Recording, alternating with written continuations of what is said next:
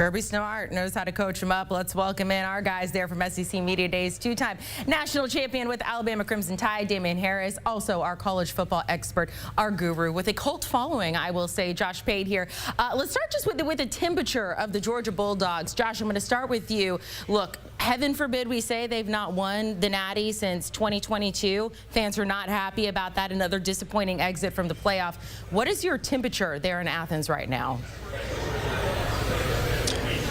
It's not warm in a sense that there's any kind of like hot seat talk, obviously, Amanda, but the beef that people have if they're critical of Georgia football can't be that they, didn't perform because they won the SEC last year. It's that when you dug a little deeper, they couldn't run the ball.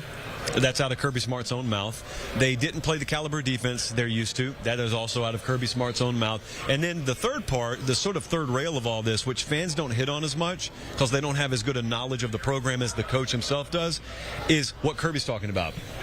And he probably said that 100 times when we were in Athens this spring. We went to sit down with him for a day. He said, I'm not paying kids because of their talent level. If you could ever go and find me like talent and just hunger and the willingness to stick the face in the fan like we found in plentiful supply only a decade ago, that's who we'll pay. We'll pay those people to come to Georgia. So everything he said on that podium today, that's been the temperature, Amanda. There's a standard they want to play to. It's the same way it was where he coached under Nick Saban, seems like a generation ago now, and they're not willing to bend on that. Having said that, when 54% of your players are first or second year players, when you're throwing around the word complacency, when everyone on your roster is making money now, can you still meet that standard? That is the multi-million-dollar question for him and for Georgia. And nobody has more fire, passion, and energy than Kirby Smart. I mean, he's at the top of the list of coaches whenever we talk about that. And I'm sure that that's just what he's trying to exuberate through his team, because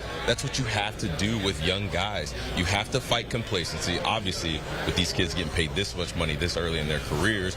And also you have to fight the complacent feeling of, I've already arrived, I've already made it. And again, I'm going to point to the money part of that again, because it used to be you went to college and played hard so you can go to the pros and make big money. Well, now you're walking into big money, so you have to fight that complacency factor.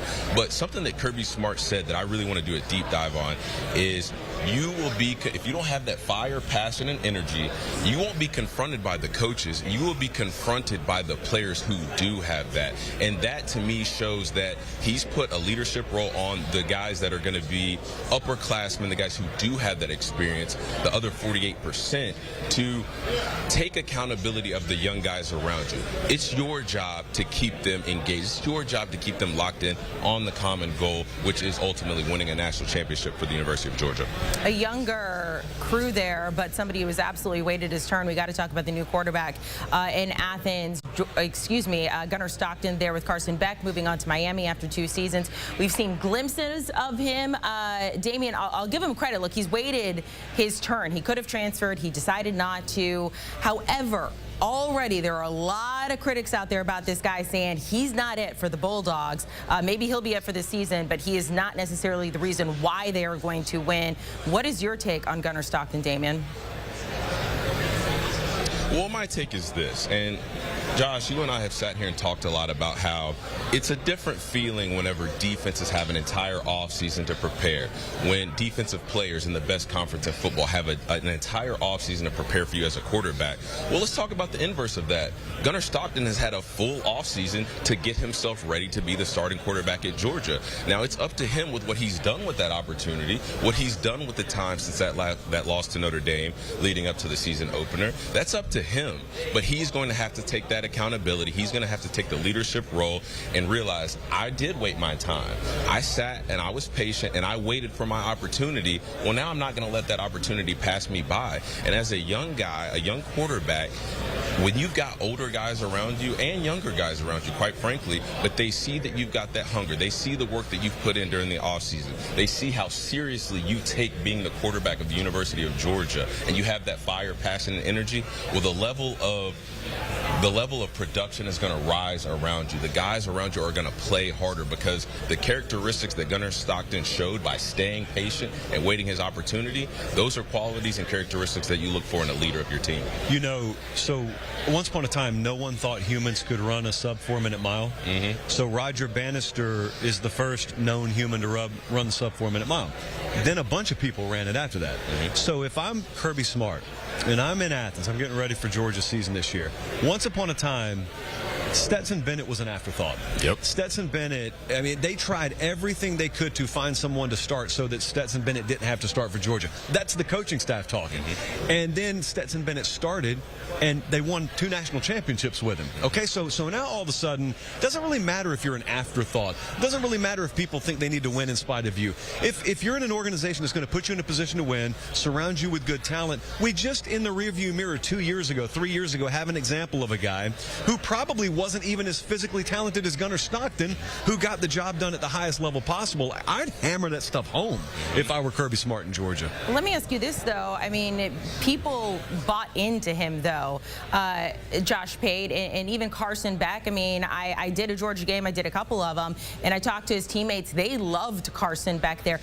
Is Gunnar Stockton showing those leadership skills? Are people buying into him as the leader of this team? I don't know if either one of you has that answer right now. Or do you? Have you heard anything? Well, I don't. I think a lot of people talk about leadership and they think of it in terms of, like, if I went to a practice, is this guy yelling a lot? Or if I'm in the weight room, like, is this guy doing an extra rep? And is he really jacked up and fired up? Is he winning football games? Is he helping you win football, especially as a quarterback of a team? I don't care. Like, Amanda, you and I could be diametrically opposed in every other facet of life. If you're my quarterback and I'm your left tackle, I'm your tailback, and you're winning, you're making plays in the fourth quarter, you can lead me. Conversely, you and I could be great friends, get along, and share worldviews left and right.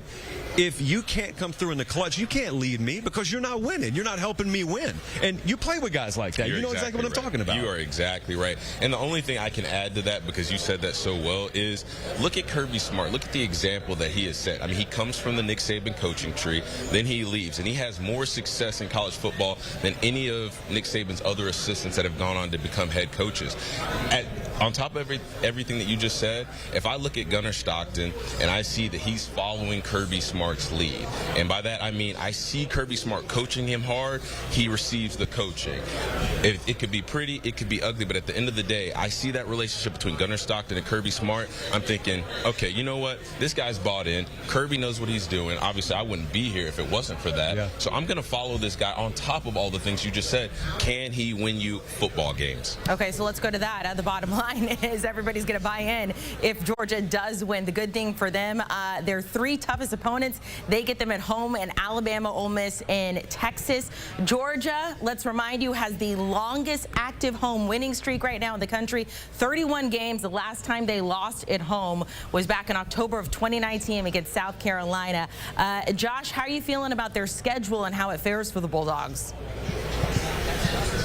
Ooh, so 10-2 is a really, really good year, Amanda. And if I'm right, let's just say Georgia goes 10-2. High likelihood out of Alabama, Ole Miss, and Texas at home, those account for at least one of your losses, if not both of your losses. So, you know, maybe they have a good year that includes that home winning streak being snapped. But as much as we just talked about Gunnar Stockton, the ability to navigate the schedule you're looking at on your screen right now has to do with them being able to run the football. Absolutely. Because, you know, as much as we just talked him up, there's no world where neither you nor I look and say, man, Gunnar Stockton ought to be counted on to carry that team. And they have Nate Frazier, a young workhorse type back. I mentioned this earlier in the show. This is a kid in his freshman year.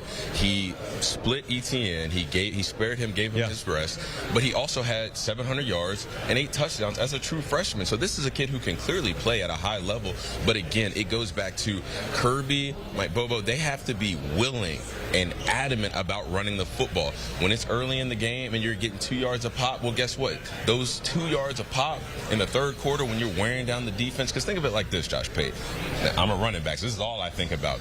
Those 2-yard runs, you know what we call those? We call those body blows. It's like a boxing match. You body blow, you body blow, you body blow. And then you get to the third and fourth quarter, when their guard is down, then you go for the knockout. So that's when those 2- and 3-yard runs turn into 10-yard runs, 12-yard runs, 20-yard runs. Then you get that 60-yard run to seal the game against an Alabama team or a Texas team at home, and then you just break their spirit. So take some of that pressure off of Gunnar Stockton, use Nate Frazier, use this young running back core, and just take some of the pressure off the quarterback's shoulders. Let him play free. Don't let him think that he has to go and win you the game or he's going to lose you the game. Surround him with playmakers, get him the help that he needs, and then make this an organic transition. And hey, one other thing to think about, Kirby's talking about all these young guys he's got to play. They run about as complex a defensive system as there is in America, which means you're more prone to mental mistakes, busting coverage. You're facing DeBoer, Steve Sarkisian, Billy Napier, Lane Kiffin. You're facing some of the best offensive minds, offensive play callers in the game, who are where they are right now because they've made a career out of exposing that sort of thing. Absolutely.